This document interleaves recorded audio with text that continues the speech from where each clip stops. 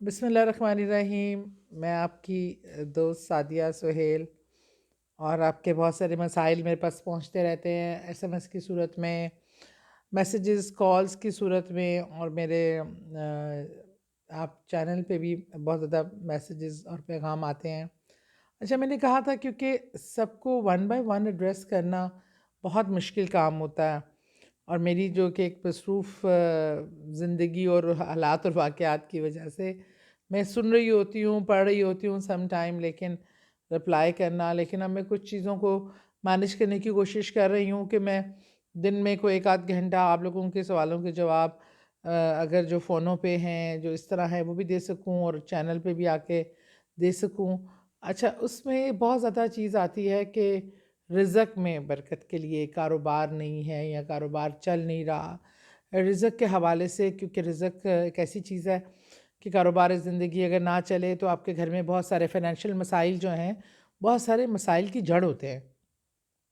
تو میں نے سوچا کہ پہلے اس پہ بات کر دی جائے۔ اچھا، اس میں بھی دو چار چیزیں آپ کو مد نظر رکھنے کی ضرورت ہے۔ دیکھیے، اسلام میں اللہ تعالیٰ نے جس رزق میں برکت بتائی ہے، اور جو رزق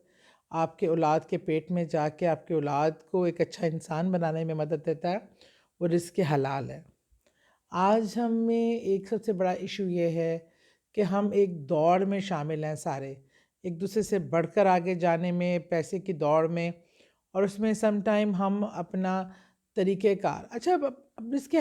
حلال کی بات کریں نا، تو اگر ایک تنخواہ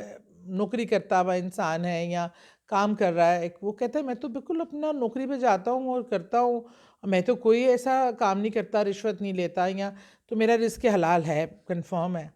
دیکھیے، دو چار چیزیں بنیادی طور پہ ہیں۔ رزق حلال میں یہ چیز بھی آتی ہے کہ اگر میرے ڈیوٹی آرز 8 گھنٹے میرے ڈیوٹی آرز ہیں، اس میں مجھے وہ کام، وہ گھنٹوں 8 گھنٹے کام کرنے کی میرا ادارہ مجھے تنخواہ دیتا ہے، تو بہت ضروری ہے کہ وہ 8 گھنٹے میرے اسی کام کے لیے مختص ہوں، بجائے اس میں کہ میں نکل کے اٹھ کے گیا، اپنا کام بھی کر لیا، ادھر بیٹھ کے گپ شپ کر لی۔ یہ تمام چیزیں بھی اسی زمرے میں آتی ہیں جس کو آپ کہتے ہیں کہ آپ اپنا رزق حلال نہیں کر رہے، جو آپ کو اس کو ایک کیا کہتے ہیں، اس طرح بھی کہنا چاہیے کہ یہ آپ کی وہ جو کمائی ہوتی ہے، وہ پھر اس میں ملاوٹ شامل ہو جاتی ہے۔ اپنا کام ایمانداری سے کرنا، دیانتداری سے کرنا، جو آپ کے سپرد کام کیا ہے اس کو جو مقررہ وقت پہ آپ کو ایک جس چیز کے لیے آپ کا ادارہ، آپ کا ڈپارٹمنٹ، آپ کے لوگ آپ کو پے کرتے ہیں، اور اس کے لیے مشروط ہوتا ہے کہ اتنے گھنٹے کی آپ کی ڈیوٹی آرز ہیں، یہ اتنے کام آپ کا ٹاسک ہے، یہ آپ کو پورا کرنا ہے، تو آپ کوشش کیجئے کہ وہ کام جو ہے وہ اسی ٹائم میں، وہ ٹائم پیریڈ میکسیمم ایکوریٹلی، بعض لوگ لیٹ آتے ہیں، مقررہ کردہ 9 بجے کا ٹائم ہے، 9:30 بجے آگے تو کوئی بات نہیں یار، اتنا تو ہو ہی جاتا ہے، لیکن آپ کو ٹائم جس پیسے دیے گئے ہیں وہ 9 سے 6 کے کام کے دیے گئے ہیں، تو اس لیے، اور اگر آپ زیادہ کام کرتے ہیں تو اس کے لیے آپ کو اوور ٹائم دیا جاتا ہے۔ تو صرف یہی نہیں ہوتا کہ ہم رشوت لے رہے ہیں یا کوئی حرام طریقہ کار اختیار کیا ہے تو وہ رزق حرام ہے یا ایسا چیز ہے۔ ہم اگر اپنے کام کو ایمانتداری اور دیانتداری سے نہ کریں تو بھی وہ رزق حلال میں کنسیڈر نہیں ہوتا، تو بھی وہ آپ کے لیے مسائل کی جڑ بنتا ہے۔ دوسرا یہ کہ جب آپ بچوں کو رزق حلال نہیں کھلاتے تو ان میں جو ان کے کریکٹرسٹکس ہیں، ان میں آپ کے نہ چاہتے ہوئے بھی وہ چیزیں ڈیولپ ہوتی ہیں۔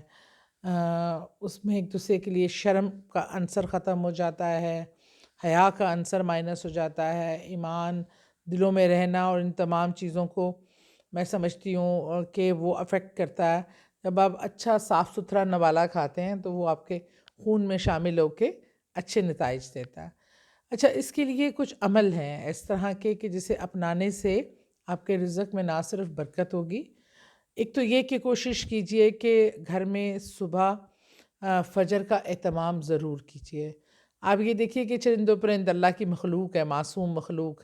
لیکن جب رزق کی تلاش میں یہ بھی صبح سویرے اٹھتے ہیں۔ بہت خوبصورت کال ہے کہ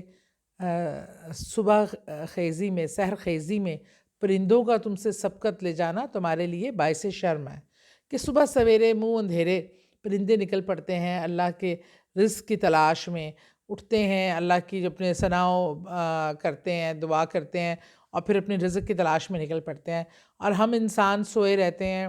صبح کا خوبصورت ٹائم جو دعاؤں کا ٹائم ہے، فجر کا ٹائم جو نماز کا، تلاوت پاک کا اور اللہ سے مانگنے کا ٹائم ہے، وہ یہ بہت قیمتی ٹائم ہے۔ آپ اندازہ نہیں لگا سکتے کہ فجر سے زیادہ خوبصورت ٹائم کوئی نہیں ہے۔ یہ اللہ اور بندے کا بڑا صبح فریش، ہوا بھی صاف ہوتی ہے، آسمان بھی صاف ہوتا ہے، چرند پرند کی آواز ہوتی ہے، آپ اللہ سے گفتگو میں مشغول ہوتے ہیں، اس کے بعد آپ خوبصورت سا سٹارٹ لیں، قرآن پاک کی تلاوت کریں، اپنے لیے دعا کریں۔ سب سے بڑا ذریعہ آپ خود ہیں۔ اپنے لیے دعا، جس تکلیف اور درد کا آپ کو خود احساس ہے اپنی، وہ کوئی نہیں کر سکتا آپ سے بہتر۔ آپ کا درد آپ جانتے ہیں، آپ کو پتہ ہے آپ کو کیا تکلیف ہے، آپ اس تکلیف کا جو اپنے رب سے گریہ و زاری کرتے ہیں، پیار سے، کبھی لاڈ سے، کبھی لڑ کر، کبھی ناراض ہو کر، اللہ مجھے یہ چاہیے، میری یہ ضرورت ہے، تو پورا کرے گا، میرے اللہ مجھے تجھ سے یہ چاہیے، میں تیرا بندہ ہوں، منہ دھیرے اٹھ کے تیرے درگاہ میں سر جھکائے بیٹھا ہوں، مجھے میرے رزق میں اضافہ فرما، میرے رزق میں برکت دے، میرے بچوں کو رزق حلال کھانے کی توفیق عطا فرما۔ اور اس کے بعد آپ یہ ایک سورہ مزمل کو زندگی میں شامل کر لیجئے رزق کی برکت کے لیے۔ سورہ مزمل بہترین ٹائم تو ہے کہ عصر کے وقت آپ ایک بار پڑھیے، اور اگر کوئی لوگ 11 دن یا 41 دن بھی پڑھنا چاہتے ہیں وظیفے کی صورت میں تو بھی پڑھ سکتے ہیں،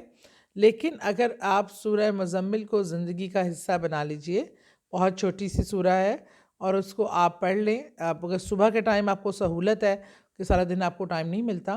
تو وہ پڑھ کر اپنے لیے رزق کی فراوانی کی دعا کیجئے۔ اللہ تعالیٰ آپ کو غیر معمولی ذرائع سے رزق دے گا، اضافہ ہوگا، اور رزق اگر بڑھانا ہے تو اللہ سے تجارت کر لیجئے۔ اور اللہ سے تجارت کیا ہے کہ اللہ کی راہ میں خرچ کریں، جو بھی کمائیں اس کا ایک مخصوص حصہ سوچ لیجئے۔ اگر آپ نے 1 روپیہ بھی کمایا ہے تو اس میں جو 25 پیسے ہیں نا، وہ سوچ لے کہ مجھے اللہ کے لیے خرچ کرنے ہیں۔ 100 روپیہ کمایا ہے تو آپ نے سوچنا ہے کہ 25 روپے مجھے اللہ کے راہ پہ خرچ کرنے ہیں۔ 1000 روپیہ کمایا ہے تو آپ نے سوچ لیا ہے کہ مجھے اس میں ایک مخصوص رقم کسی ایک کو، بھوکے کو ایک وقت کا کھانا دے دیں، کسی چرند پرند کو کھانا ڈال دیں، کچھ ایسا عمل، صدقہ خیرات، یہ وہ عمل ہے جو رزق میں اضافے کا باعث بنتا ہے۔ اللہ اپنا قرض نہیں رکھتا۔ جب آپ صدقہ خیرات کرتے ہیں، کسی کو دیتے ہیں اللہ کے نام پہ، تو وہ قرض اللہ کے سر پہ ہوتا ہے، اور اللہ اپنا قرض 100 گنا کر کے اتارتا ہے۔ اپنی زندگی کا معمول بنائیں صدقہ و زکوٰۃ، اور اپنے حقوق پورے کریں، اور خاص طور پہ جب کسی مدد کا خیال ہو، جب اب ہم ڈھونڈتے ہیں کسی غریب ڈھونڈیں، سب سے پہلے اپنے گھر بار میں دیکھیں، اپنے نزدیکی لوگوں میں دیکھیں، اہل و عیال میں دیکھیں کہ ضرورت مند کو ہونا ہے۔ آپ کے والدین کو نہیں لگتا آپ کا صدقہ خیرات، ایسے رشتوں کو نہیں لگتا جن پر آپ پر فرض ہے ان کی خدمت کرنا۔ ہاں، لیکن ایسے بہن بھائی جو آپ سے فائنینشلی ویک ہیں، ایسے رشتہ دار، ایسے سفید پوش لوگ جو کسی سے مانگ بھی نہیں سکتے لیکن وہ عزت کو بنائے بیٹھے رہتے ہیں، بھرم کو اس طریقے سے دیجئے کہ کسی کی دل آزاری نہ ہو، کوئی آپ کے سامنے خود کو